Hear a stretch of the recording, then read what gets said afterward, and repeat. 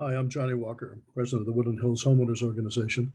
Thank you for joining us and to listen to the debate between the Council District 3's candidates for City Council, Bob Blumenfield and Scott Silverstein. I noticed that when we started the program, I forgot to hit the record button until we were about halfway into Bob Blumenfield's opening statement. So that's where we begin.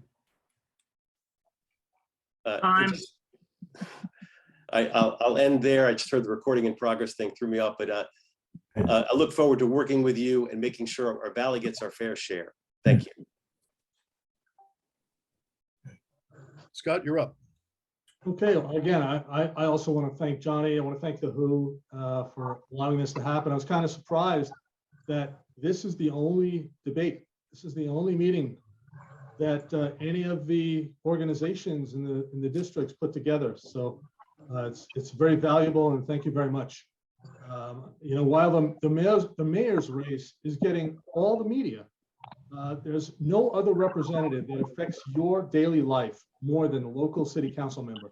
The city council member is responsible for, you know, the parks, the maintenance of the streets, financial investments, the zoning, make sure it's all compatible and fair. Well, that's what I plan on doing. Not make excuses why it can't be done. My hands are tied like you've had in the past years. I'm a proud Angelino. I moved here in 1984. I moved into Los Angeles in 1986. And I have been a commercial real estate agent for the last 37 years, where I run organizations. For over 20 years, I've volunteered and led community organizations and nonprofits. I've twice been recognized by the prestigious award for volunteerism, the most prestigious award, which is the Fernando Award. Sorry. I have achieved numerous other accolades. I have strengthened neighborhoods. I've bettered the lives of underprivileged children and those that are fortunate. I'm running because this community deserves a representative who will fight for their issues every day and work to improve the quality of life in the West Valley, a place they call home. And I hope that, you know, when you're looking at that ballot with the extraordinary amount of names on it, that you should decide that you be your best person. So I thank you very much, and I am humbly asking for your vote. Thank you. Let me start off with the first question, and we'll go back and forth this. Bob, if we'll start off with you, and it kind of applies to both of you, actually. Bob, you mentioned something about your endorsements at this point as to who's endorsing you. Let's talk a little bit about that. Why is that important? What difference does it really matter in the campaigns? A lot of us don't know some of these people that are endorsing and what effect that makes. And some begin to believe that, in fact, these people that are endorsing are looking for some kind of favors. Please give us an idea of who's endorsing each of you, and what difference does it really make in a campaign for those endorsements? Go ahead, minute and a half long. Sure. Endorsements are good indicators, you know, because oftentimes there are people who know you for a long time, like all the elected officials I mentioned, or there are organizations that care about a particular issue. They care about the environment. They care about public safety. They care about business. And they typically will interview both candidates, and they're experts, and they have a discussion. What's that? Getting feedback. They have this discussion, and then they choose someone. And so those endorsements mean something. And it means something, I think, in particular, when you see groups that normally are on the opposite side, like business and labor, all overwhelmingly endorsing one person. And that's, fortunately, in this case, for me, that's me in this race. And that's because I've got the long-standing relationships, and because when groups who really know their stuff interview both of us on issues that they care about, they realize that the experience that I have and the depth of knowledge of it makes a difference. And that's why they've endorsed. It's an indicator. Obviously, the real indicator is the voters. That's what matters the most. 30, keep going. Oh, that's all right. I'll stop there. How much time are you giving us for each question? That's minute and a half. Minute and a half will go for that at that point. Scott, let's take you at this point in time for the same question. And I believe my timer is functioning now, if I can get it to come back up here. So give me a moment, and let's see if we can get it to actually do something. And we'll take it from there. Okay, you're on. Okay, thank you. So I have endorsements too. I have endorsements from people throughout the district. And that is really more important than my opponent's long list of political endorsements. I'll tell you why. Who do you think got us into this problem? It's those political endorsements. So I really don't, I wouldn't want their endorsement if all they're going to do is set me back into the same place we are now. So no, I don't want political endorsements. My endorsements are from I have a commissioner on the civil rights, I have firemen, I have police. You know, as a matter of speaking of police, my opponent said he was endorsed by the police. Well, I can tell you, I received this in the mail, and this is from the police union, the police the police union. Well, they didn't endorse this year, so I'm not sure exactly what you're referring to. I think it was somewhat misleading to say that you were endorsed by the police union when they didn't endorse this year, but you sent out flyers with their logo on it. And I don't think that's kosher. But, you know, I value my endorsements because they're the people that live in the neighborhood. And I don't go after, for instance, the cement industry where now they're endorsing you because they have a bill in front of you. Thank you. Doug, Bob, can I think respond to that? since you were called out on that one, I think that's appropriate for you to go ahead and respond. Go Yeah. ahead. No, the police have endorsed me, as you know, because I think you made a comment about it when they donated to my campaign. It's there on my campaign forms. It's fully disclosed. They had the discussion. They sent me a check as proof of their endorsement and as part of the fact that they want to see me get elected. This is the organization that represents all of the rank and file officers, PPO. I got a feeling that's going to be pretty annoying as we go along here. I hope I can turn down that volume on that. Thank you for that. I appreciate that.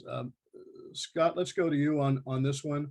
I think that the question I've got for you has to do somewhat with the fact that you are, I guess some could say an outsider in this, although I think that you might disagree with that and have some statements to make.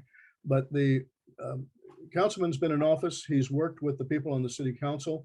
As we go through a number of the hard issues in this matter that affect all of us out here, they're called, it's one thing to have ideas about what it is you want to do, but it's another thing to be able to execute them and to work with individuals. So my question to you is, what is the benefit, and this will come back to you also, Bob, what is the benefit of having worked with the city council, and what's the negative and the benefit of not having worked with them, and also the negative of either working or not working with them? In other words, your experience with city council and not having experience with city council, what effect is that going to have on your abilities to be able to get things done and things accomplished? Scott, you're up. Thank you. Well, I can tell you over the last 37 years, I'm a commercial real estate broker. What we do is we put transactions together. We take two sides, three sides, five sides, and we bring them together. This is what I do for a living. I negotiate these transactions. And it's the same thing when you're dealing with 15 council members that you need to be able to discuss and you know, try to get a consensus. The negatives are obvious. I mean, are you better off now than you were 4 years ago, 9 years ago? I don't think so. I think the city council has been an utter failure in providing support and benefit to the citizens. And I'm there to change it. I'm not here to continue the status quo. I need to make changes. We need to make changes. We can't keep going the way we're going.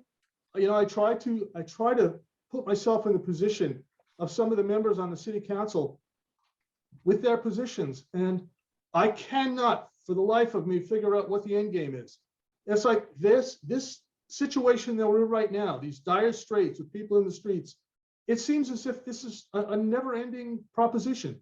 And I'm not there to keep that happening. I'm not the status quo guy. I'm going to make things change. You'll hear about it too. Thank you, sir. Bob, you're on. Thanks a lot. Well, they are very complex questions that we face, and understanding how City Hall works and being able to work with people makes all the difference in the world. I've developed a real reputation of being a closer, being able to take disparate sides and bring them together. You look at some of the major things that have happened. For example, 4118, which is a municipal code that helps get people off the streets and gives us the constitutional authority to do that, as opposed to what the courts have restricted us. That's something that I was the author of. That's something that I had to work very carefully doing shuttle diplomacy to finally get a version of that could pass. Those things matter, relationships matter. I have all the major mayoral candidates, I have them on speed dial on my phone. I've known them for a long time, whether it's Bass, Caruso, De Leon, whoever ends up there, I'm gonna be able to work closely with them to get things done. And we in the West Valley need a representative who knows how to get things done, who has the relationships that matter, and who understands the complexities, because make no mistake about it, we have real challenges in front of us, and we need someone who cares about the details and is able to make a difference. Very good. Bob, back to you now on this one, since we're talking about downtown and working with them. We all work hard for our money, and a lot of it goes into the city by way of taxes and other things too. A sizable chunk of it. LA City budget for 2022-23 is pretty heavy, pretty high up there. We got a population of about 4 million people plus in the city, and there's people leaving LA and businesses leaving LA.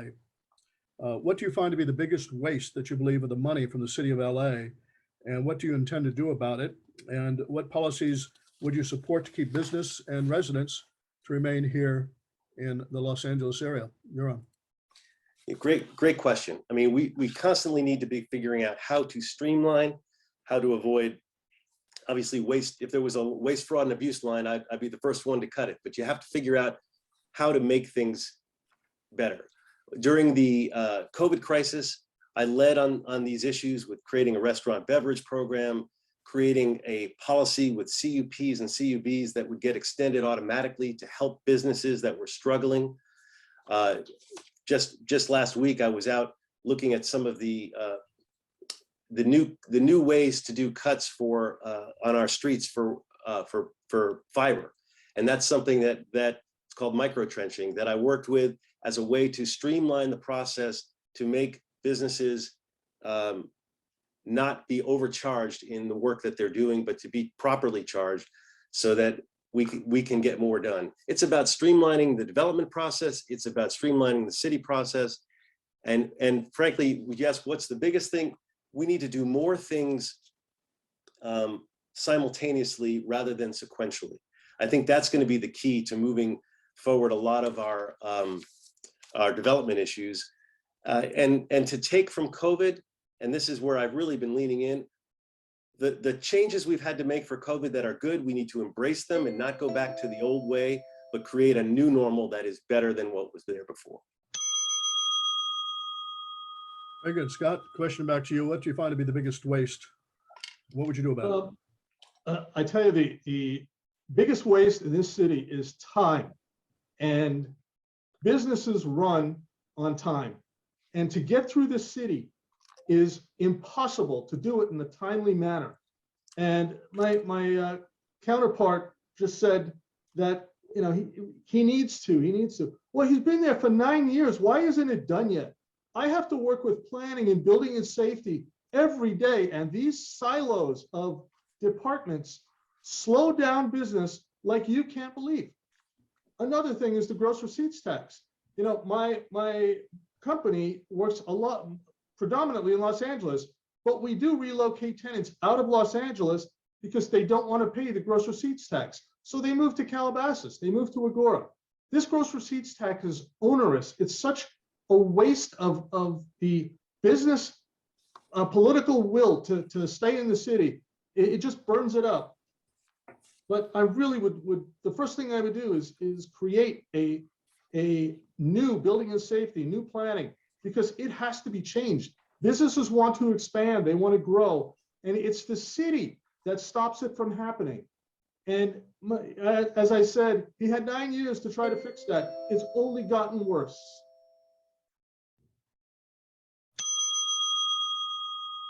Bob, it sounds like you might have been called out on that one. If you want to respond, you can have time to do so. Would you like to respond? Sure. Oh, always happy to. Look, it's foolish to say, oh, why isn't it all fixed?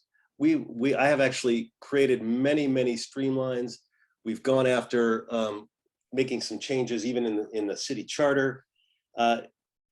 So when you talk about this, yeah, you can throw your arms up and say, it's not all fixed, but I want you to look at the reforms that I have been involved with, including, well, I see the time's up, but look at what we've done. We've actually made incredible progress. Very good. Thank you, sir.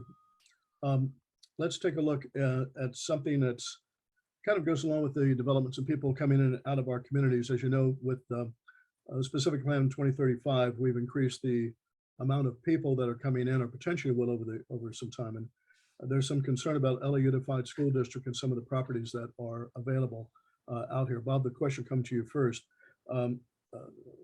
What do you think that should be done, if anything, to protect those vacant school properties that are in Woodland Hills? I guess one of the unique situations, we have a number of people that are coming in, and just as a comment, it's not really acceptable to say that it's LA Unified School District's problem. We have to leave it to them. We have a number of schools that we need to have here, and a number of students that need to be coming in, and we need to know basically what you support in regards to those properties, and will you speak out to try to make sure that we get the fair share, if you will, of our schools after having paid millions of dollars into the development funds in order to be able to take care of that. Bob, you'll be up first on this one. Go ahead, you're on. Sure.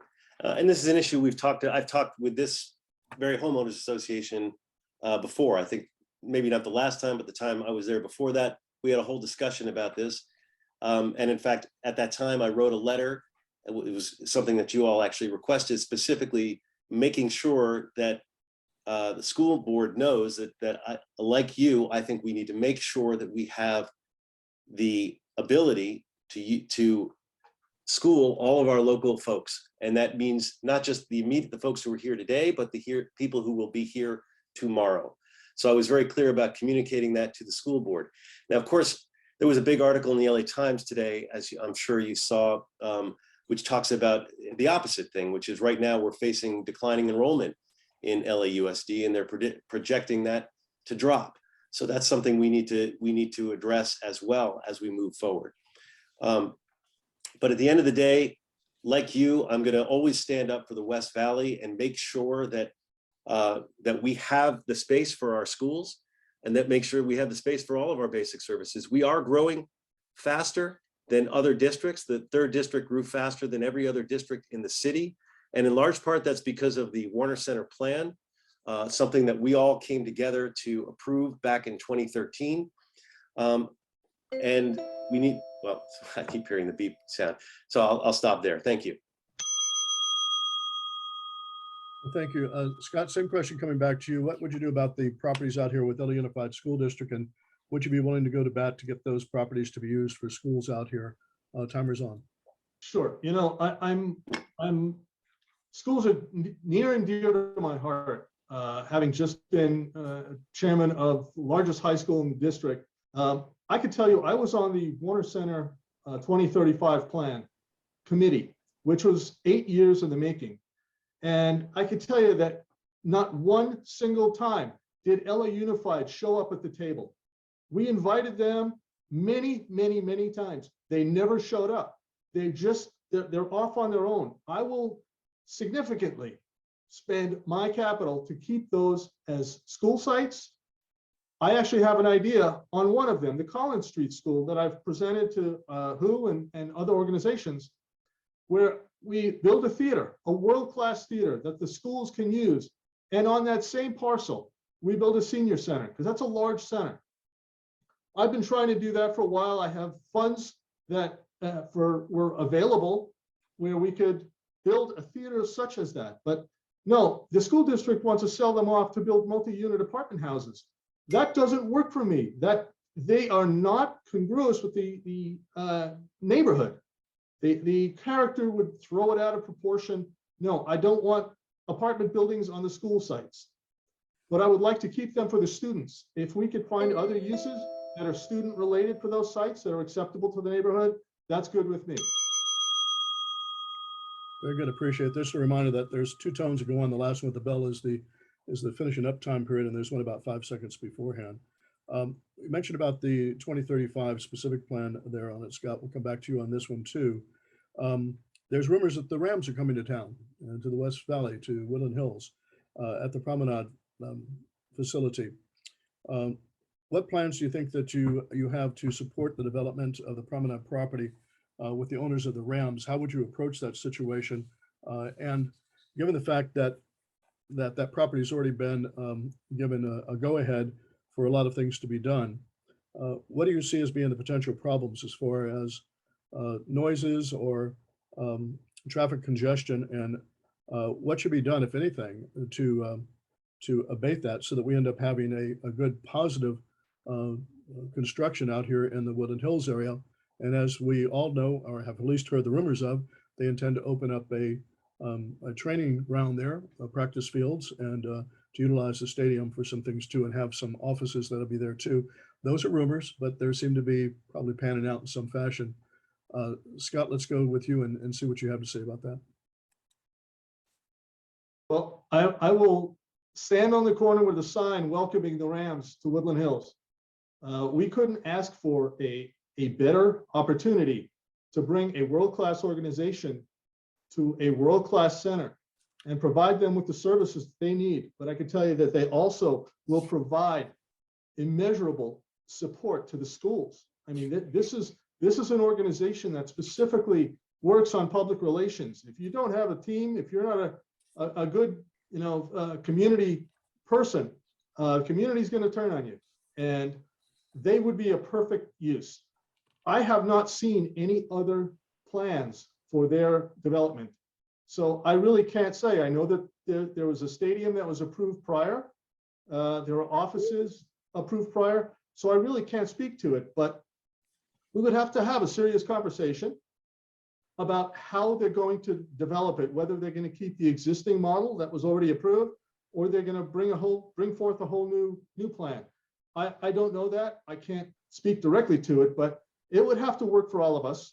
But I could tell you that I will welcome them with open arms. I think the having them here will be great for the area. I can stop a little early, right? You can, absolutely. Okay. Bob, you're up on that one. Go ahead. Great. I have been working closely with them for a long period of time. I know Kevin Demoff. I've been working with the Rams. I've brought them to some of our schools when one of our schools had been robbed of some of their athletic equipment. They generously stepped in and they donated equipment to that school. I went with them at that point to present that. I think they're good. They will be a great addition to the Warner Center. Now, they purchased that property knowing that there were entitlements on that site. Entitlements that this organization, myself, neighborhood council, we all worked very closely putting it all together, what can and cannot be done on that site.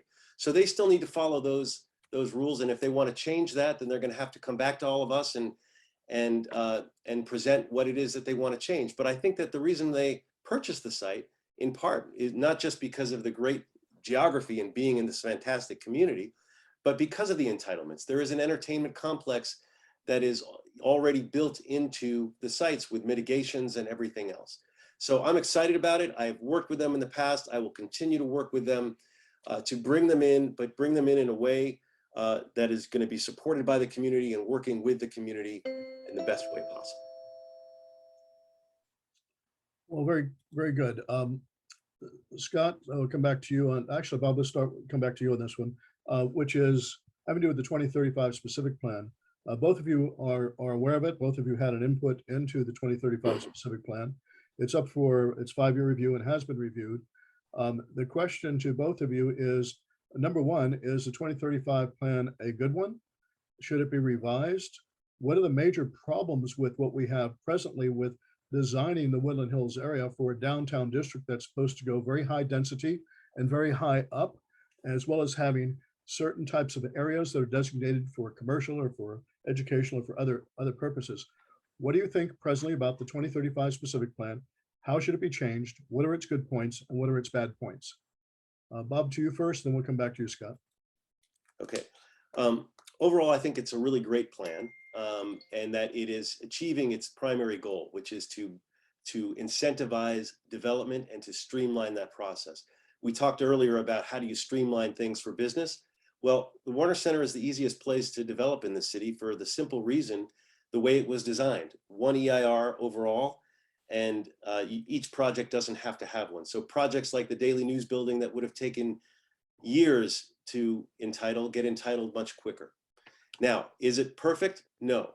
We want to see more commercial. It's a market-driven plan, so that will balance itself out. I'd like to see more affordable housing as well. I put forward an amendment to add some inclusionary housing into the Warner Center plan, put forward a study to see the exact amount, how much we could hold on that. Unfortunately, the study was coming back, not being very cautious about how much you add in, because it could kill the golden egg if you move things too quickly, too fast. But I've been pushing to try to get more affordable. That's the biggest weakness in the plan right now. And when Westfield came forward with I was able to negotiate 5% affordable and 5% workforce housing, average 120% AMI, and 5% local housing, which has become a model for some of these bigger projects.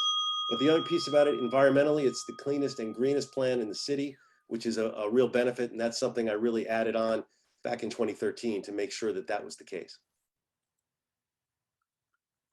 Scott, you're on. Okay, well, I could tell you that, as I said, I was on the Warner Center specific plan for committee for 8 years. We drafted that plan, and the development right now is not being done under the same intent that we drafted the plan.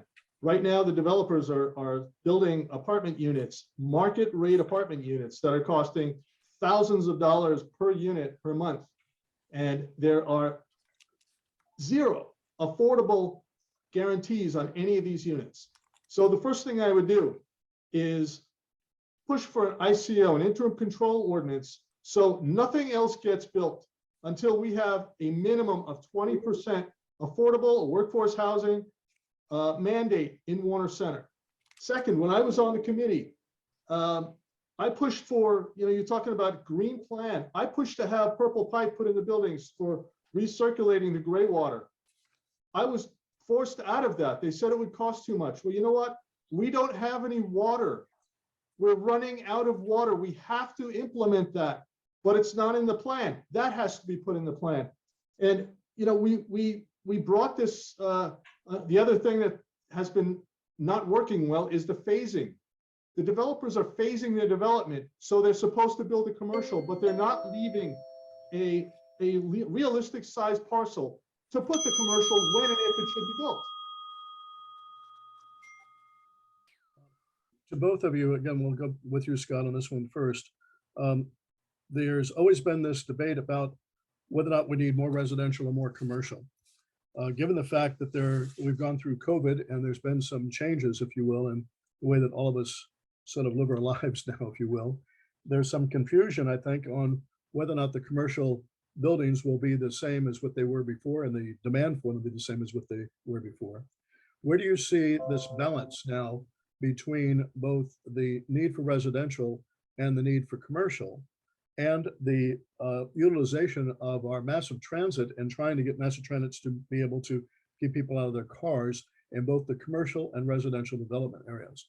So where do we stand now with this balance between residential and commercial going forward in the future? What should we plan for?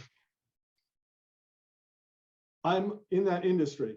So coming out of COVID, I can tell you there were significant changes. A lot of people now are working from home in certain industries. Those that can, are lucky enough to be able to do that. But I think it's a matter of time before we see the office buildings start to repopulate to a certain extent. What we're doing now is working with tenants throughout the area, and we're calling it writing them, size writing. It's trying to figure out what they need, because a portion of their company might be working from home, but all that's going to be taken into account. It's going to, the dust will settle over time. We just don't know exactly how it's going to settle at this point. But on the other hand, if you look at the industrial uses in the valley and in the district, we have less than a 3% vacancy on industrial space. We lost 1 million square feet of industrial when they demolished the industrial buildings in Warner Center. And throughout the valley, as I said, less than 3%, which is very unhealthy because companies cannot expand within the city. They have to leave because there's no place to go. So we have to change that part of it. We have to allow for building. We have to change the zoning. We have to, as I said earlier, we have to deal with building and safety and planning to make it so we can accommodate this. When a company like Amazon comes in and takes hundreds of thousands of square feet, there's hundreds of thousands of square feet of ancillary businesses that come in also. Thanks, Bob. Your feelings too. What do we expect going forward on this balance between commercial and residential and the plans for that? Well, as we mentioned earlier, it is a market-driven plan. So it will balance itself out over time. And the good news is certainly with the Kroenke Group and the Rams coming in, that's primarily a commercial use. And there's a tremendous opportunity with the Rocketdyne site to bring in a major commercial and major jobs. That's certainly what I'm pushing for on that site ultimately. So we want to have the jobs, we want to bring it in, but yes, the world is changing. People are working from home, or they are using a much smaller footprint in terms of their commercial space.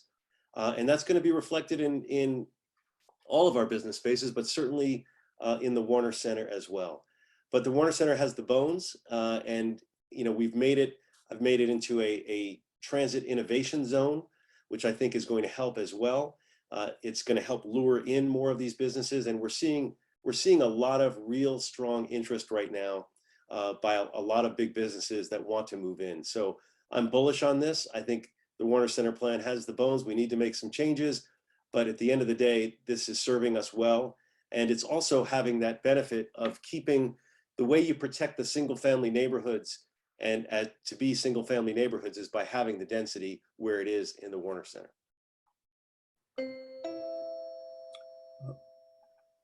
Councilman, another question for you. This one, actually, we'd asked the Daily News to submit a question, and Olga has done so.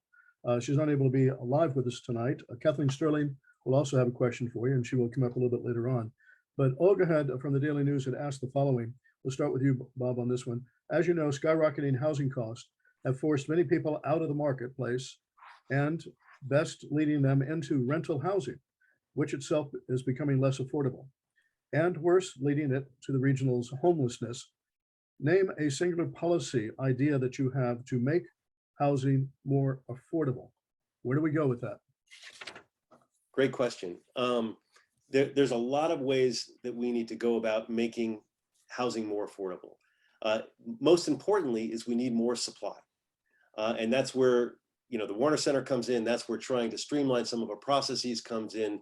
Because at the end of the day, a big chunk of this is a supply and demand problem.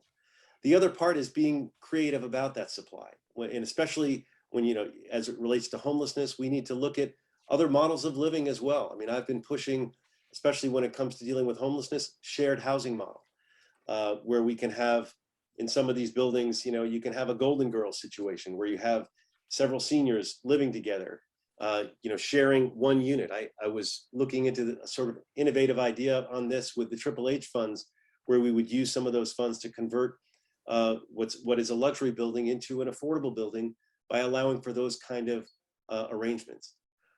We're also seeing, obviously, with ADUs, we're seeing additional housing that way. And that's vis-a-vis state law. But at the end of the day, we're required by state law to increase our housing supply. And we need to increase that housing supply in order to bring the supply and demand curve into better balance. Because once that's in better balance, that's going to help us in numerous ways. But if I had to point to one thing, it would be increasing the supply to meet up with the demand. Very good. I'm sorry I didn't have the timer on you. My mistake. My apologies in case it ran over to it. Scott, same question to you, if you would. What can we do about the fact that people are leaving and going elsewhere, and that they really can't get into affordable housing. What policy can we have to get affordable housing going? Well, it's true. The market price is the major force behind the housing prices. Now, Sacramento is demanding that we build 150,000 units, I believe, over a short amount of time. Well, is Sacramento going to provide the water for these units? I mean, they're having a hard time with water. So the other one of the things that I would do is look at the city fees. Right now, if you want to build an apartment building, it could cost you between $60,000 and $90,000 per unit just in fees to get through the city. You got to pay this to building and safety planning, to the architects that are behind the counters if they ever open up. So the fees have to be looked at to reduce the cost of building.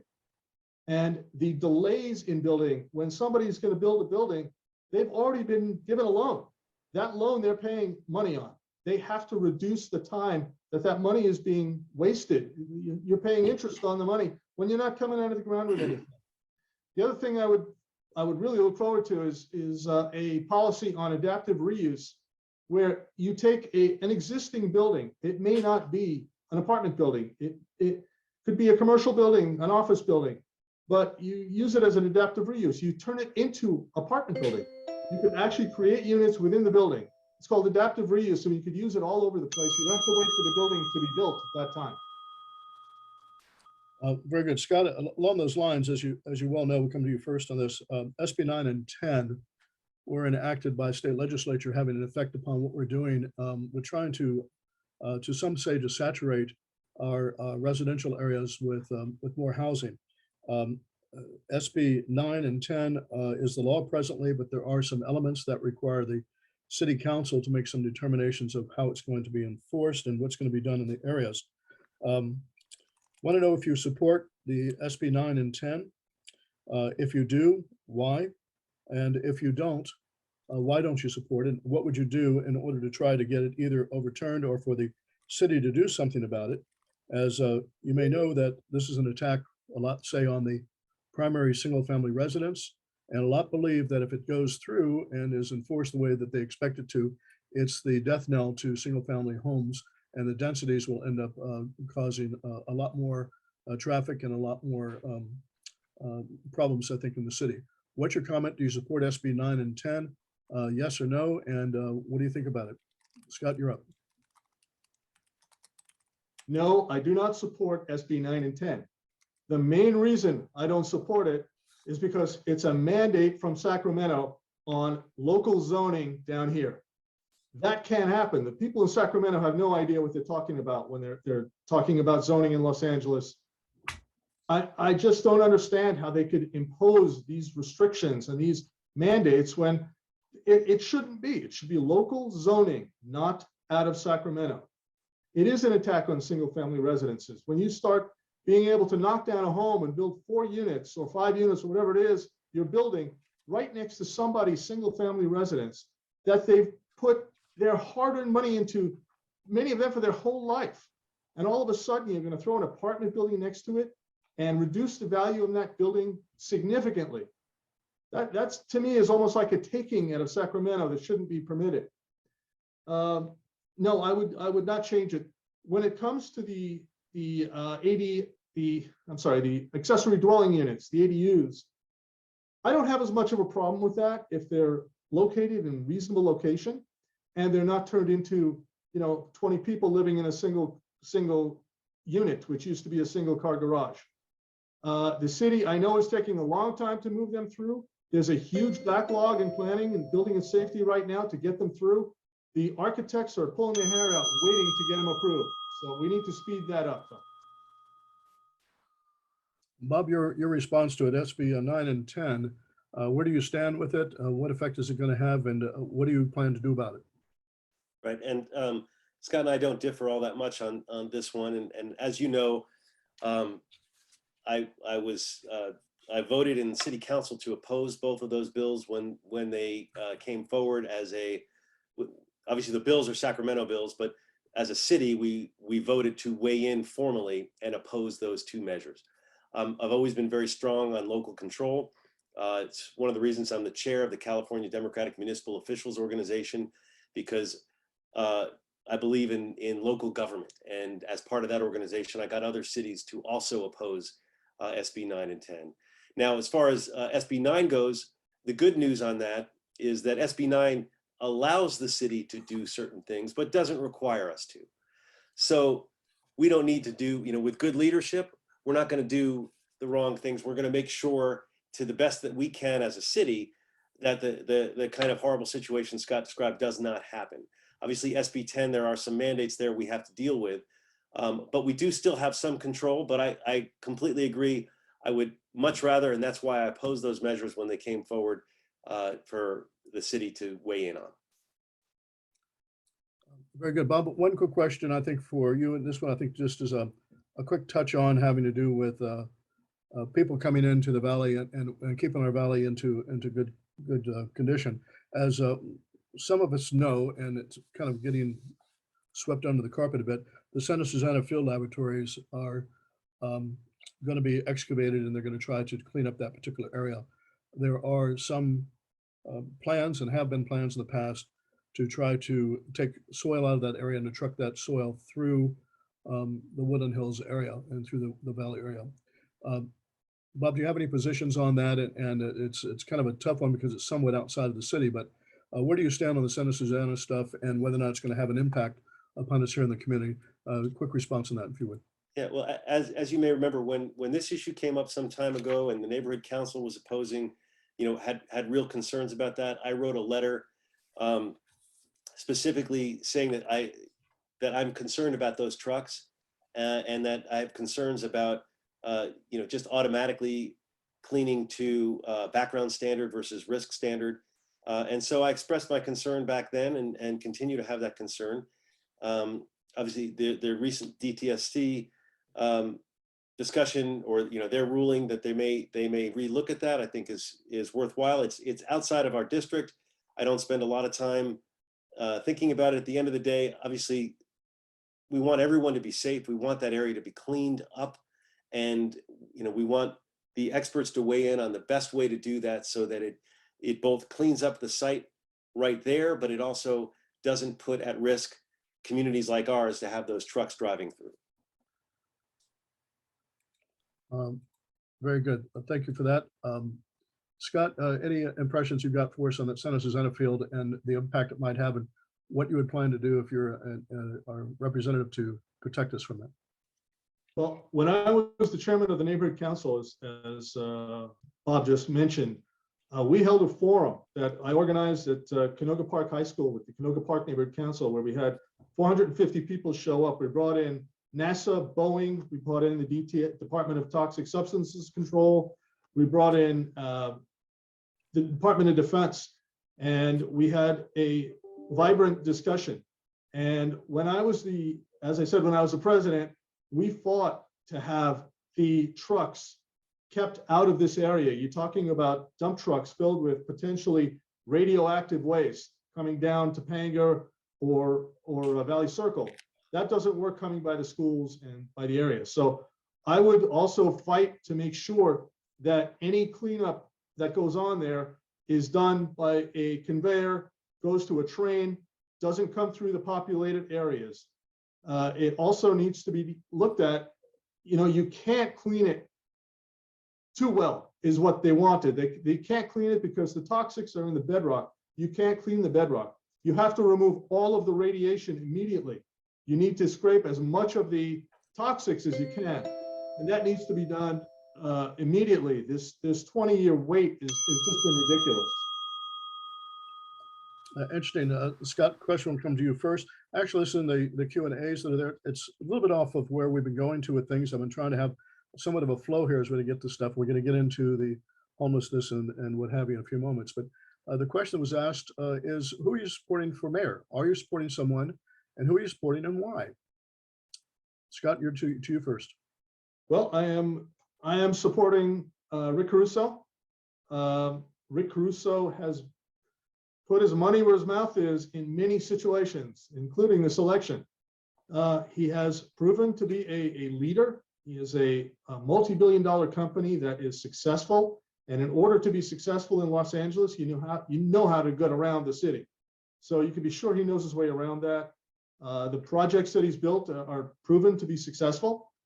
I was on board with Joe Buscaino while he was running earlier on, because I did believe that we needed to raise the sworn officer numbers to 10,000. I do believe we need to staff the police department fully, and that's one thing that Caruso does. Unfortunately, my opponent here does not believe in that, and has not in the past funded them. In fact, he killed $150 million raise that they were scheduled to get in their budget. So no, I'm on board with Caruso, because I do believe that the most important thing that any politician, any civil servant, any representative of the people is to make sure that they are safe. Public safety is the #1 item on my agenda, and it will remain as the #1 item on my agenda. Bob, your response, who are you supporting for mayor if you are, and for what reason? But before I respond to that question, I'd like to take the 30 seconds to retort to the distortion of my position. I think that would be appropriate, and let me reset you here and start a timer up for that one. Go ahead. Scott says I don't believe in funding the police, and that's just not true. He said that I cut the police by $150 million, and that's not true. If you look at the year-over-year budget, in 2020, their budget went down by about 20 million. This year, it's going up by 150 million.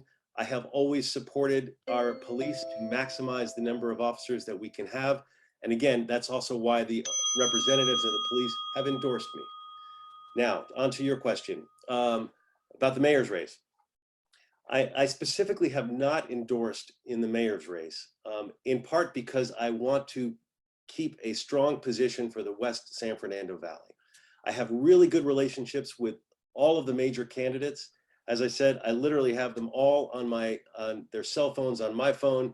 I have good relationships. I've worked with Caruso. I worked with Karen Bass when she was the speaker and I was in the assembly. You know, Joe's no longer in the race, but Kevin is in the race. He was in the assembly when I was in the assembly. Got very good relations with these folks. I'm going to work very well with whoever the mayor is going to be. But I specifically haven't endorsed in this race, really because I'm trying to position myself to be the most effective representative of the West San Fernando Valley. And I'm focused on this race and this community and making sure that whoever the mayor is, I'm positioned to work with them well. Well, very good. If we can, I'd like to begin to move on to another. Johnny, I'd like to Go ahead. I have a retort regarding. I didn't call him out. You weren't really called out on that one, Scott. Was there something specific that you felt that he did? Well, yeah, it has to do with cutting the funding for the police department. I had this discussion with him. He doesn't seem to remember that he said that he cut the increase in the budget of $150 million. That's what he said. The mayor's office, as he mentioned just now, the mayor's office just proposed the budget. Yeah, it does increase the funding in the police department, but I was talking about the past. You have to look at the past performance. Past performance of my competitor here is that he cut the funding of the police department by $150 million. I won't do that. Thank you. Bob, I think you have a chance to respond back to that too. Go ahead. I have to respond because it wasn't a response. That was just making the same accusation twice. The budget, if you look at their budget in 2020, when we were in free fall economically, we cut most departments by 15, 20%. The police were cut less than 1%.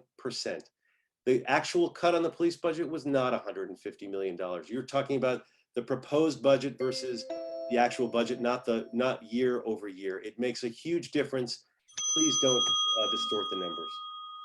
Now we're going to move on. And by the way, I personally gave the police recently $100,000 in overtime for street racing spending. I've given them overtime money from my discretionary account. I value the police. I give them money every year for the PALS program out of, I value that relationship and have always supported them. So to say otherwise is really untrue.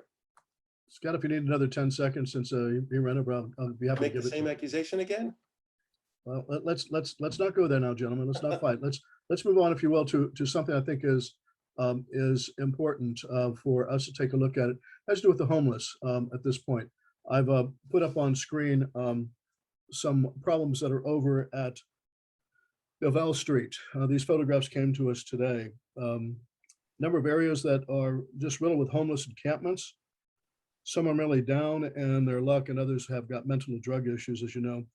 This gives us some kind of an idea of what's going on in some of the areas. It's pretty bad.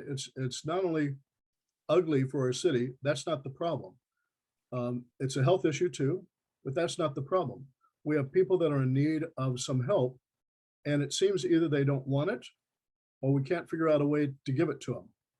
And this is an ongoing difficulty that we have throughout, I think, certainly the city, but out here in the valley especially. The question is, what are the actions or activities or programs, be specific with them too now, that both have been either a success or been a failure in the housing of the homeless? And in light of the settlement agreement with Judge Carter, in the federal court, what specific humane actions do you propose to deal with this homelessness issue and the need to clean up our streets and give us back our area? Bob, we'll come to you first on that. Sure. I mean, homelessness is the crisis of our time right now. And I've really been leaning in on that. We had no interventions until in the West San Fernando Valley, but through my work, we've been able to convert 2 hotels. We've been able to create a bridge home in Canoga Park, create cabin communities, one behind my office with 52 units, one on the Orange Line with 74 units, as well as doing some bank shots to get additional services, even though services tends to be or is the responsibility of the county. But this lawsuit, the Alliance case that you mentioned, is critical because for several reasons. It allows us to shift the focus on services to try to get the county to pay what they're supposed to pay. And it sets us up to do what I've pioneered, which is the 4118 law, which allows us to clear certain critical corridors and make sure that we offer the people the services, but that after that we can make certain critical corridors off limits. At the end of the day, we have to do something like that because both from a humanitarian perspective, but legally, we have been extremely restricted by the courts, but I've been on the leading edge of getting around those restrictions in constitutional ways and coming up with, leaning in to come up with the programs and services that we need. Scott, to you on the situation with, like we say, over in Duval Street with the homeless there. What are the successes and failures, and what would you plan to do? Well, I can tell you specifically that I was on Duval Street. I met with somebody who sent me an email. As a matter of fact, there's something on my website. I made a video of an email that was sent to me by one of the residents of Del Val. And they are under siege there, that all day long and all evening, there are people screaming, shining flashlights into the buildings. So regarding 4118 is, yeah, it cleaned the people out from the homeless out from underneath the intersections. But all it did is move them into the residential areas. They're still around. A small portion of them were housed. And the ones that were housed, many of them are now back on the streets. I've been talking to people in the shelter industry. And this is what I'm hearing, is that the people go in there, they decide they don't like it, and they move out. I hear these smaller units, the tiny homes, they were built in a couple of spots in the Canoga Park area and in Tarzana, and Reseda. And right now they are substantially unoccupied, and all that was done without the outreach to the neighbors around. They were blindsided by the councilman when he put them in. He just forced it upon the neighbors to have these areas, these large developments of tiny homes into the neighborhood. Councilman, since this is a tough issue and you were called out on this one, I'm going to give some more time on this one, and we'll come back on it and see if Scott needs some fact checking on this one. You need to respond, Councilman. Go ahead. Sure. Well, all these locations are not empty. All these locations that I mentioned, including the cabin communities, are generally very close to being full. There is a natural turnover as people move from the units themselves into permanent supportive housing or get reunited with their family. That's a good thing because that allows us to get more people off the streets.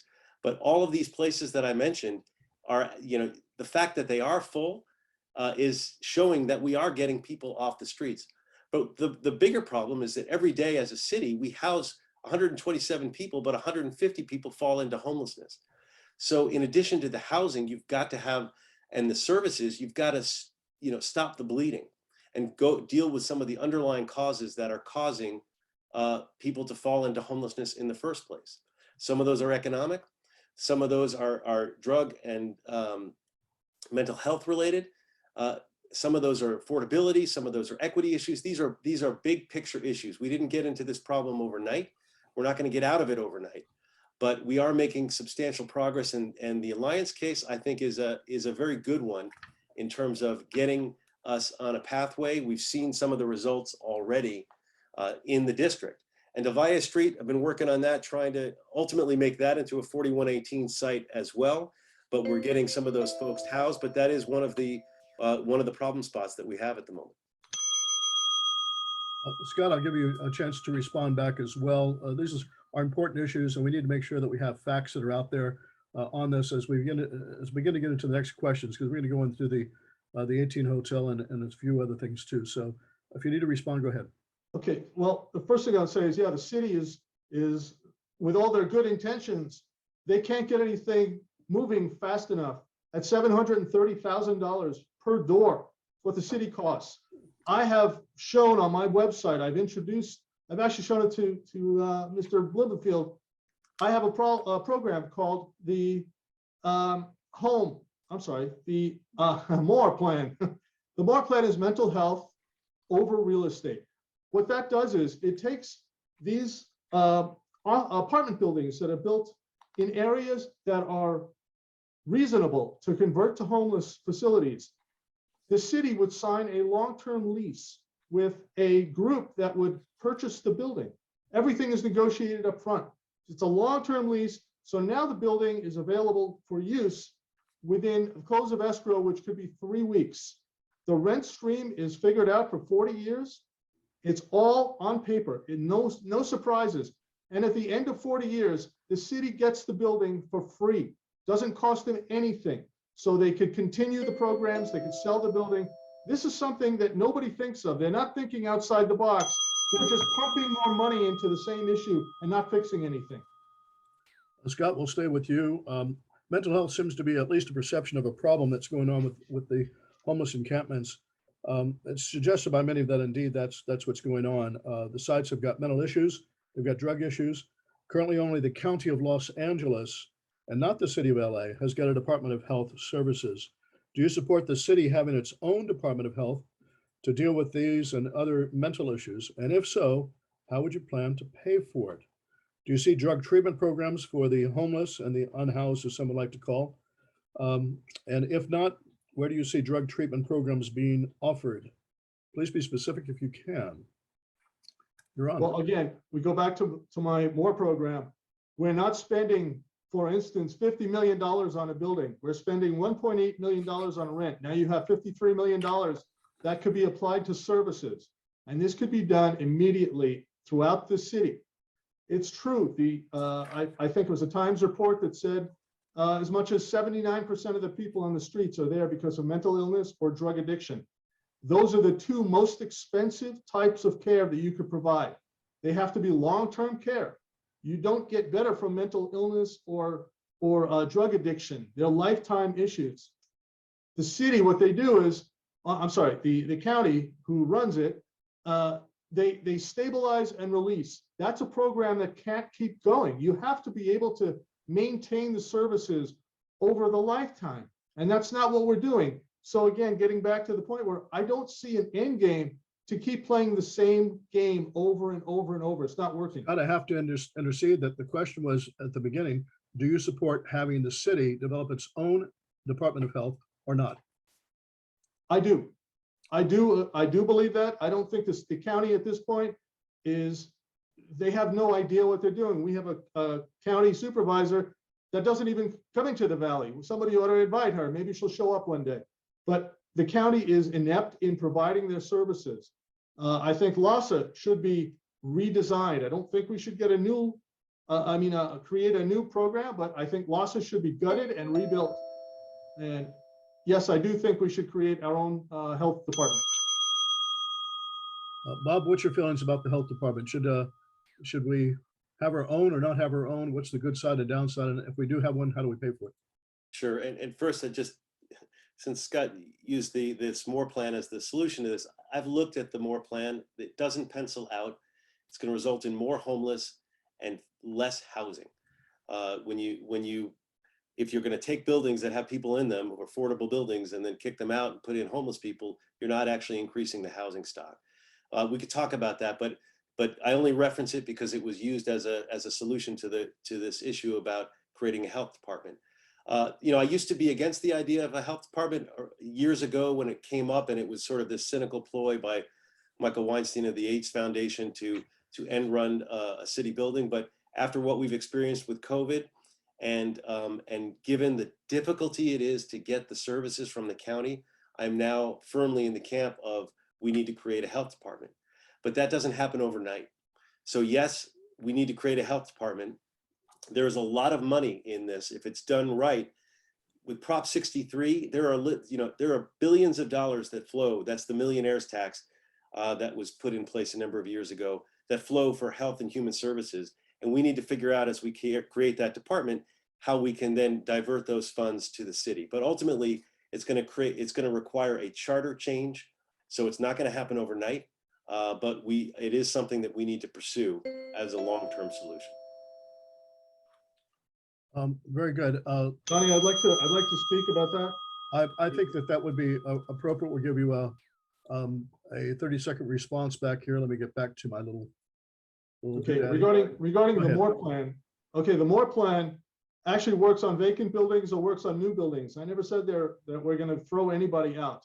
As a matter of fact, on my website, the plan that I have does a spreadsheet regarding one of the buildings that the councilman put into escrow without telling anybody. This is the building up on Van Owen in the 20,000 block of Van Owen that has been in escrow and again was never mentioned in any meeting. That building is empty, it's brand new, and the Moore plan is based in that building, on that building. Let's go on to some of the facilities that we're looking at, especially with the 818 facility. Kathleen Sterling has joined us. Kathleen, do you have a question that you'd like to propose? Let's start with Scott with the question. Kathleen, go ahead. Your mic should be open. I do, John. Thank you. At the newspapers, we fielded questions about two pending projects directed at the homeless. The 818 hotel conversion to homeless housing and the proposed addition to the West Valley Food Pantry at Prince of Peace Church.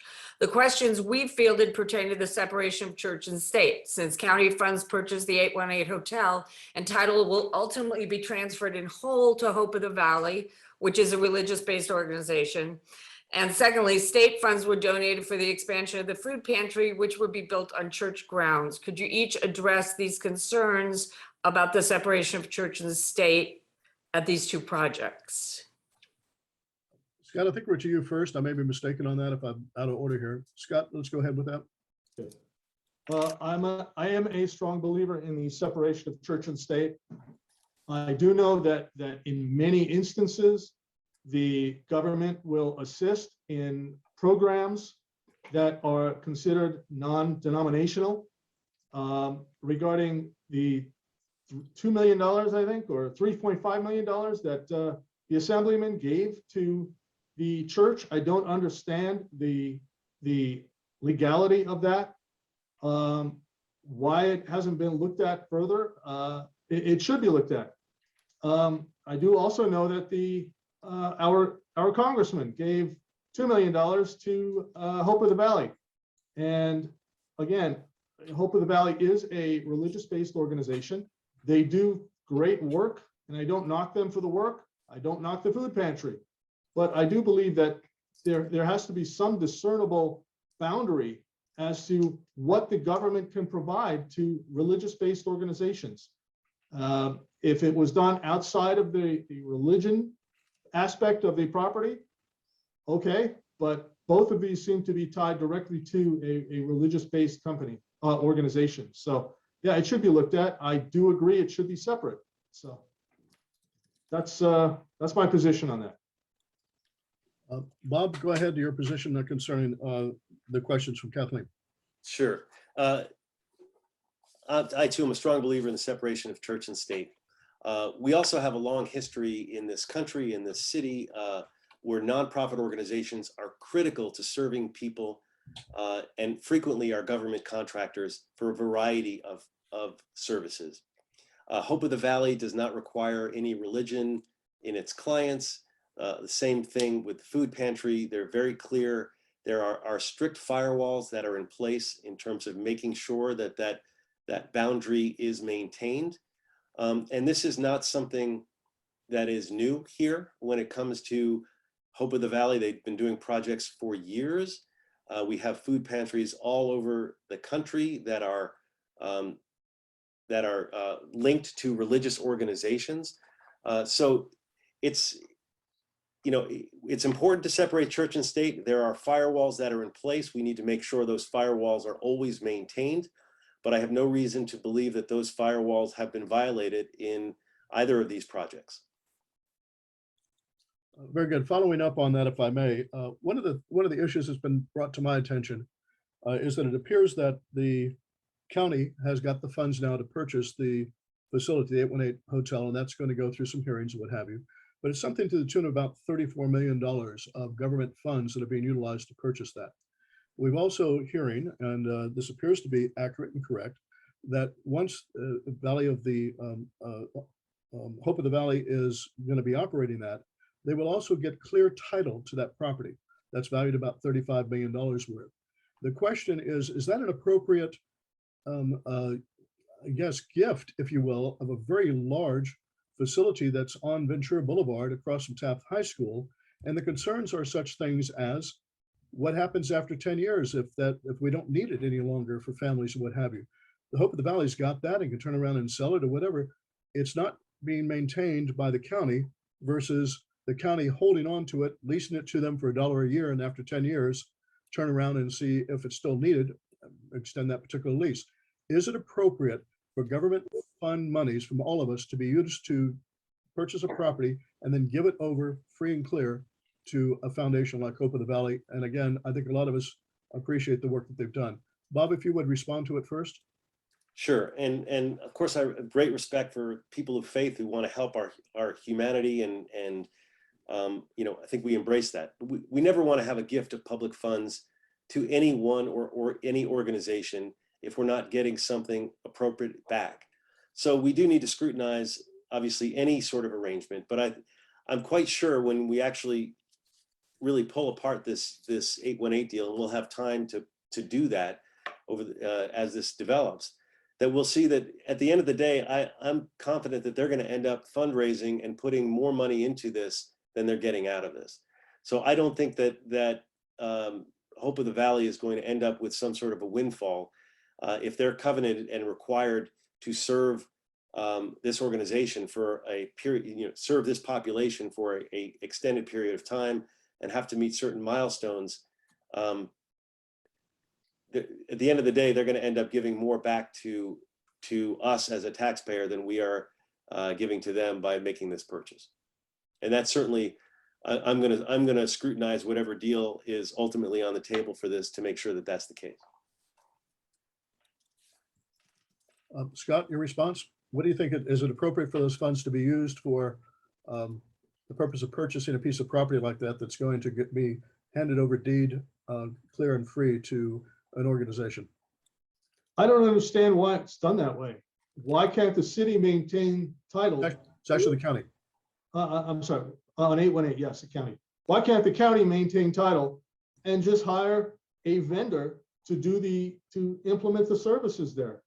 I mean, I've heard other nonprofits, non-religious nonprofits that do get benefit of real estate that is not being used by the city or by the county to move their mission. But in the case of the 818, I don't understand why the county just can't keep possession of that and hire a vendor.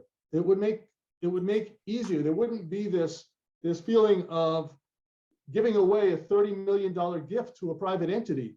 That's a tremendous amount of money when there's no guarantee. Mr. Kraft himself said that if this thing is funded and the family aspect of it is not adhered to, he's not going to be in the program. He's out. So what does that leave us? Where does the money go at that point? So I'm not sure. There's too many open ends on that. No, I would not have passed through a $30 million gift to a nonprofit without much more stringent watch over it. And right now there is not adequately done. Very good. Scott, we'll stay with you as well on this one. As everybody knows that the facility next to the 818, which is called the Extended Stay Facility, is being looked at by the city of Los Angeles, not the county. Now, 818's purchased by the county. The city is looking at one right next to it. Two questions, I guess, out of this. First, do you support the 818 property being utilized for family units there? And secondly, now that the 818 is being funded by them for 100 units, is the place next door to it to be utilized for 146 units?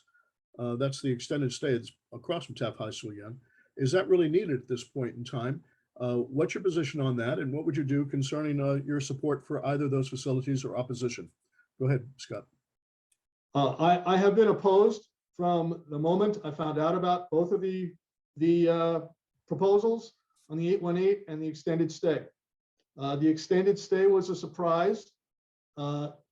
That was like off the charts crazy when he came, Mr. Blumenfield came to the WHO at a meeting, a very large, well-attended community meeting, and only spoke about the 818 hotel when in the same meeting he had the extended stay under contract. And he said he didn't know about it. Well, you know what? We did a public records search and they knew about the extended stay months before that meeting. And he refused to say. To me, that's a lie by omission. And regarding the 818, no, I'm opposed to both of them. You can't have homeless facilities across the street from a high school, from a daycare center. I have spoken to people that work in the shelters, and these people, that's their lifelong mission, is to work with the homeless. But they said it's a bad idea. That location is not acceptable. And regarding the 818, you know, our county supervisor did not permit a whole facility to be built next to the 405 freeway because she said it would be too close to the freeway. She didn't want to have them breathe the air. Well, all of a sudden, she throws this one at us, which is right next to the freeway. It's even a worse location that she permitted. Bob, your response, do you support either of these facilities or oppose them? And if you're in support, why? And is the facility that's next to the 818 really needed, since we've got, it looks like the 818 is going to go up, and do we really need the extended stay? First, just the, I resent saying that there was some sort of a lie by omission. I have always been extremely upfront with everyone. In fact, I think I called you, John, the moment I heard about the 818 was going to be a reality. You did. And we had that conversation. So that's my 30-second retort to that. And now I'll answer your question.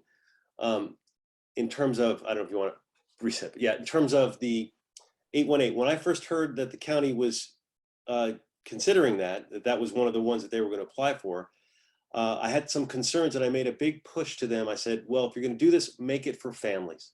We are in desperate need of a family site.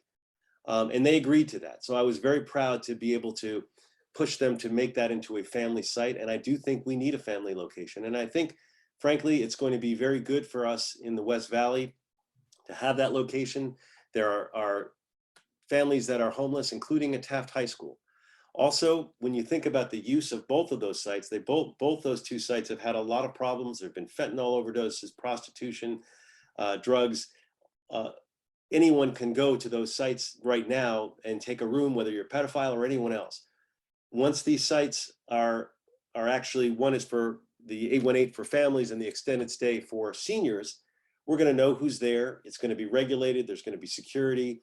it's going to be better overall for the community. And I'm going to be able to implement a 4118 no encampment zone around it because it is a homeless intervention.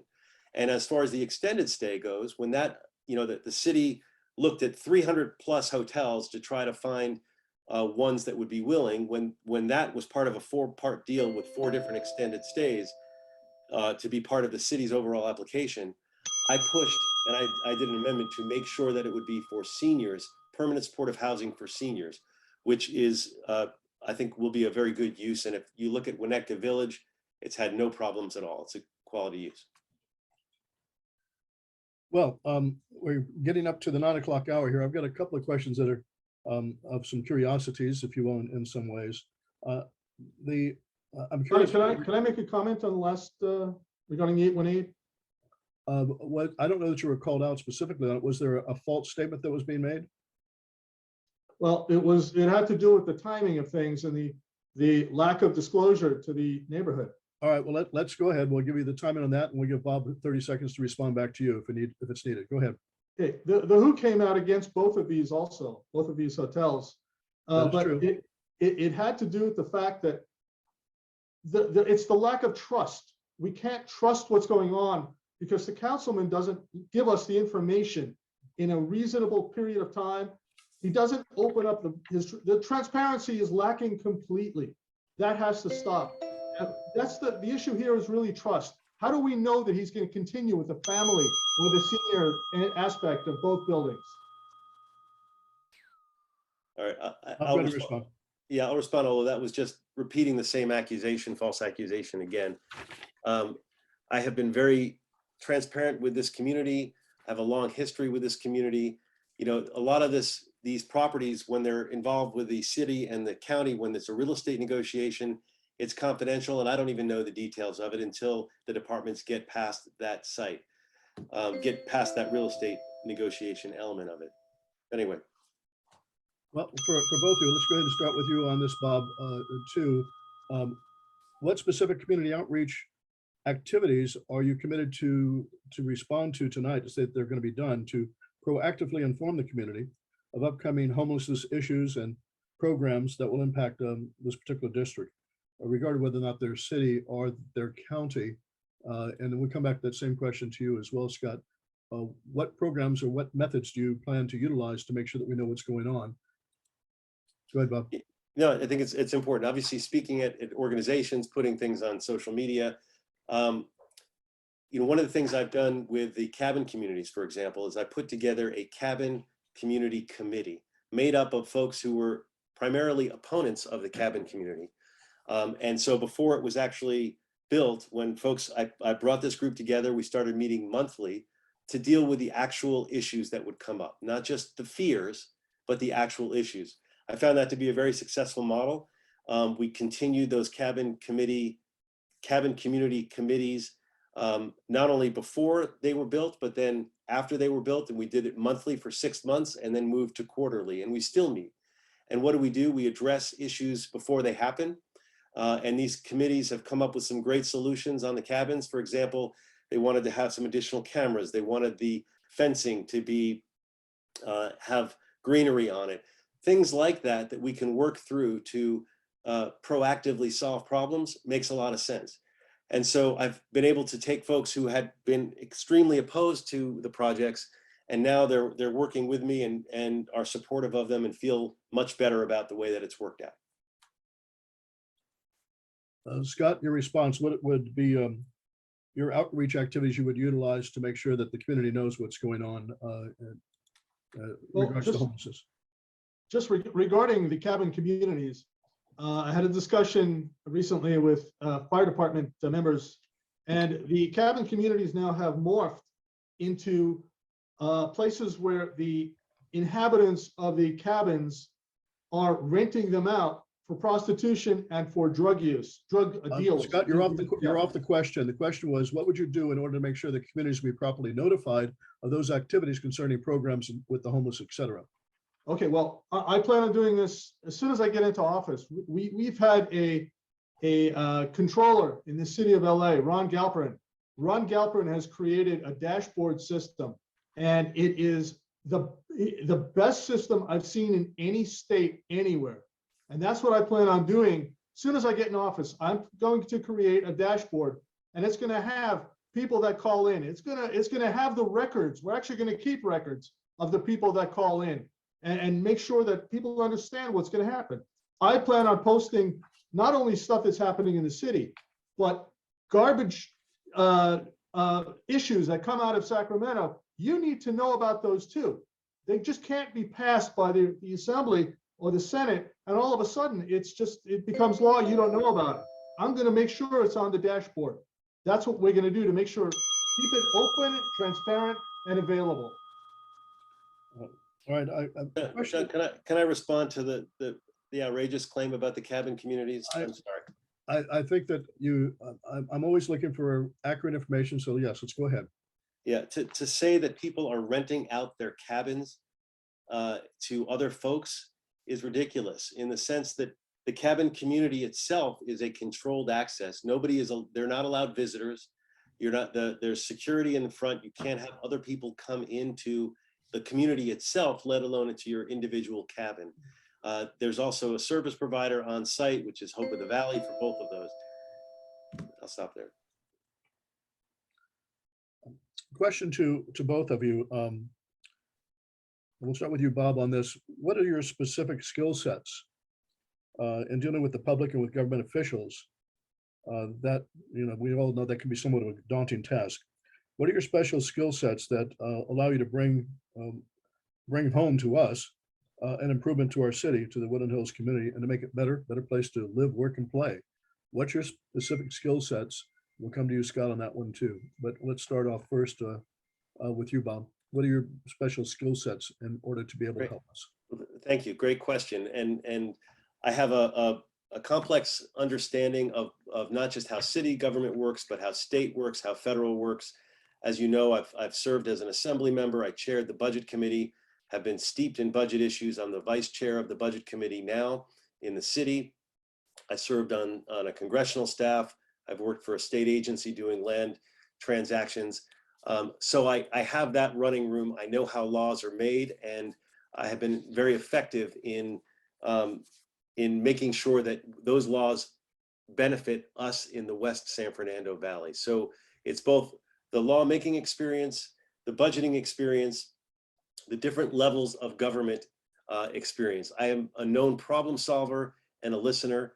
Those are two critical skills, but critical skills in and of themselves, but also having the know-how how to translate those skills into implementable legislation that works and on all levels, and understanding how that fits in with our judicial system as well. Because Los Angeles is a complex city.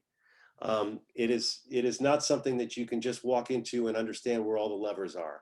That's why the LA Times endorsed me. Again, that's why folks who really look at this, when they actually go in depth, they end up endorsing me. Scott, what are your special skill sets that would lead you to be able to make our area here in Woodland Hills a better place to live, work, and play? Well, I just want to note that I've had 9 years of skill sets, and now we live in something akin to a third world country. So I don't necessarily consider their value in the skill sets that you've been employing for the last 9 years. For 37 years, I've been negotiating complex contracts. I've been bringing sides together, and we make progress. We don't go backwards, and that's all I've seen for years. I actually supported the councilman. I had fundraiser in my house for him. I don't know what happened, but all of a sudden he's not representing the people here. He's got his own agenda, and he's forcing that. And I got to tell you, I have the endorsement of the Daily News. The Daily News is the Valley newspaper. The Times is over the hill and over in Mars. So I don't really consider the Times a newspaper for the Valley. So I have 37 years of experience working, getting sides together. That's what I do for a living. And I just know that the last 9 years haven't shown progress, and that's what I'm going to do. I'm going to make progress. The best is yet to come. And I plan on enforcing that and making sure it happens from day one. Very good. This is a time when each of you can ask the other. We're a little bit past the 9 o'clock hour. I appreciate you. Can I respond to the comment about a third world country? I mean, I do think that there was probably a little call out on you there. So go ahead, Bob. yeah, I mean, the families at Costanza Fire Station Park that we were able to build don't think this is a third world country. This is an amazing community. We have challenges, yes, but make no mistake, I am proud to live in the West San Fernando Valley, and I think we all should be. And you know, I don't think that our community likes to be characterized that way. Scott, do you need to respond at all? Well, yeah, I go back to the fact that are we better off today than we are 9 years ago? And just drive down the street and you'll see, no, there's no possible way that we need to continue the status quo, because it is destroying this area, this city. This is a world-class city. And you get off the plane and you start driving, and you just say, oh my gosh, what are we up against? We can't keep the same people in office and circulating around. We need new ideas and new blood. It sounds like we're almost in closing arguments, but let's go to the following. This is a chance for you to ask a question of Bob that he needs to respond to, and then Bob will have the return of being able to ask you a question as well. So if you've got one for him, Scott, go ahead. Well, yes, thank you. With respect to your office and the reputation that your office has in the 3rd Council District, the people seem to feel like they are abandoned, like they are ignored by your staff, and the phone calls are not returned. The emails are not returned. There's just this lack of connection between you, your office, and the constituents. And this has been going on now for years and years. And, you know, I'm in the community. I know what they're saying. Do you remember there's supposed to be a question on this, Scott, too? Yeah. Why over the last 9 years have you not taken action on that? Why have you not acted the way the community wants it, so they could actually talk to your office and talk to your staff and get results and get answers? Bob, you can respond. I'll respond. Look, I wouldn't be endorsed by so many community leaders if we had abandoned the community. I have over 100 times, or at least over 10 times more contributors than you, more endorsers than you. I have been part of this community. To make this wild accusation in the form of a question is preposterous. We send out, you know, every night I'm editing constituent mail, because we're constantly sending letters out. We keep track of that, of everyone who calls in. We respond. I have community action teams made up of volunteers who are part of my process. I'm out in the community almost every night, whether it's at a neighborhood council, a homeowner meeting. You know, I'm supported by the firefighters, by the police. All these folks are supporting me, not because I've abandoned the community, but because I have embraced the community. And just saying the opposite doesn't make it true. Folks who are hearing this, who know me, who know the work of my team, and I have an amazing team, and they work incredibly hard. They don't just knock off at 5, they're working nights and weekends. We are out and about, and everyone on this call who's watching this knows that. They've seen us, and people who get responses don't just get short responses, but a lot of you have probably gotten letters from me that are 3, 4, 5 pages long. That's not unusual. Bob, this is an opportunity for you now to ask a question of Scott. Go ahead. Great. And Scott, I know you mentioned you're supporting me. You ran against me in 2013. You're running against me now. That's fine. And a lot of what you've said so far pretty much is all based on being very negative. I'd like to flip that around in this question. I want to take the high road, and I'll just ask you, is there anything that you see that in the work that I've done that you consider positive, or that you would want to emulate in some way? Good question. There are certain things, like I do believe that the enhancement of the parks, the newer parks that you claim you've made 5 parks. Well, a couple of them haven't come out of the ground yet, but I'm glad to see 5 parks. What else? We brought you something years ago, the Reimagined Ventura plan. You said that you're going to work on that. I was very pleased to hear that you're going to work on it. I understand one day it's going to happen, but 8 years ago, we brought you this plan and it's been sitting dormant. Nothing has happened. You spend $1 million, you spend over $1 million on community outreach, but there's not been a shovel put into the ground yet. And the ice rink is 6, 7 years old. You've had, from when it was approved, you've had plenty of time to do that. You've had plenty of press conferences with the Kings saying it's going to happen. Why can't you just move things ahead faster? That's really a major question that I've got. I'm sorry, I should be answering yours, but yeah, I do appreciate, you know, your intent, but I just find that it's moving ahead. Nothing seems to happen after the good intention. Well, gentlemen, this has been fascinating and interesting. We've gone now to about 9:15. We've been at this for a good hour and a half at this stage, it looks like. I think it's time for us to go to closing statements at this point, and finalize things here, if you will, if that's acceptable. As I understand from earlier that we agreed that Scott, you were going to go first and that Bob was going to finish up.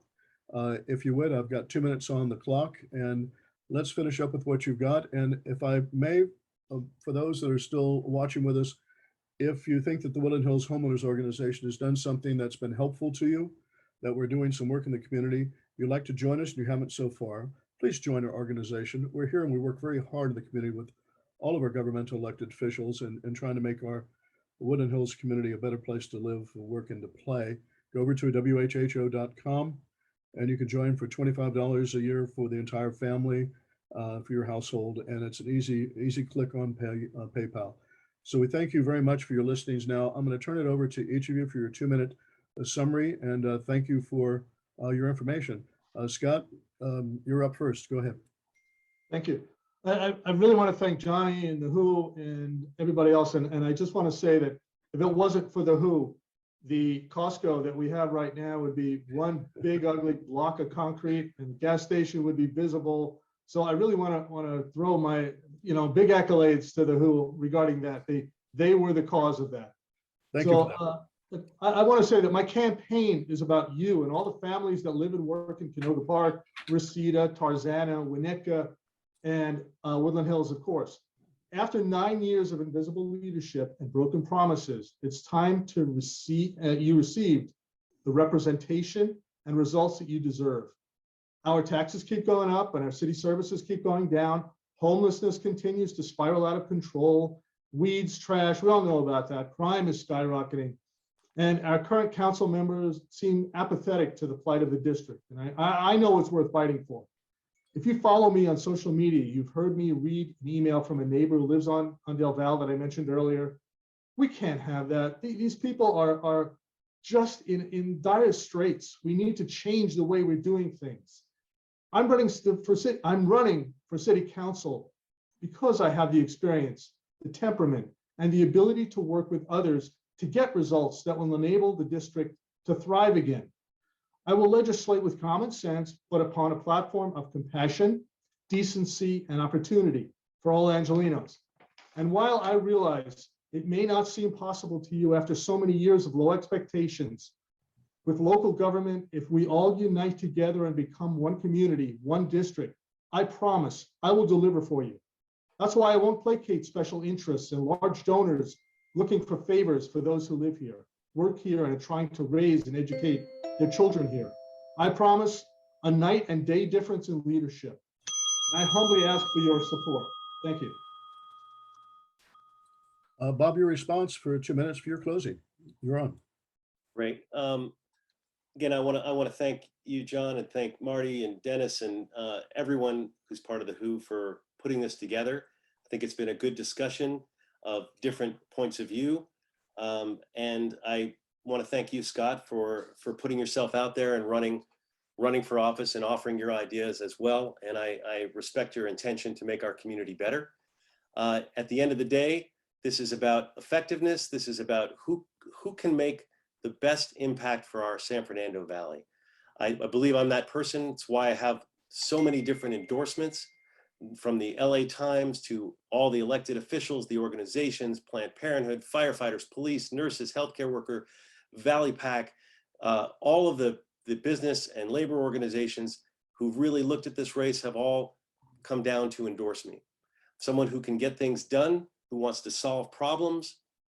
And we are not a third world country here. We are an amazing community. We have leaned in on homelessness, created more interventions than there were homeless people according to the 2020 census count. We still have a ways to go, obviously, to really get our community cleaned up and get everyone housed. But you look at the underpasses, that was a major success story. We've had successes to build on.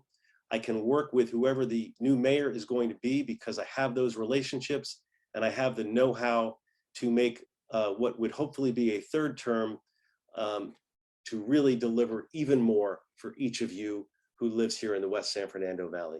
So again, this is an amazing community and I humbly ask for your support and I thank you for taking the time to be with us all this evening. Good night. Well, thank you all for that. I deeply appreciate your efforts here. Oh, that was nice. That says I'm out of time now.